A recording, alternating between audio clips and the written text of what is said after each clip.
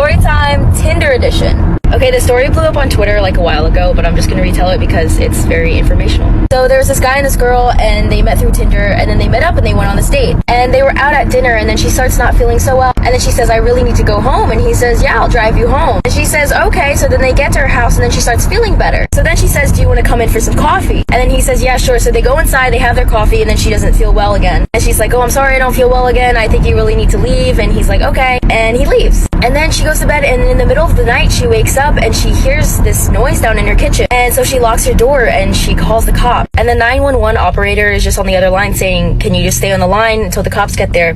And then the cops get there, and they're like, the door is locked. Like, we don't think anyone's inside. And she's like, I promise you, someone's inside my house. I can hear them. She says, you have my permission to break down the door. So she's still up in her room, and then she hears the cops break down the door, and then she hears some rustling and some fighting. Part 2 coming now.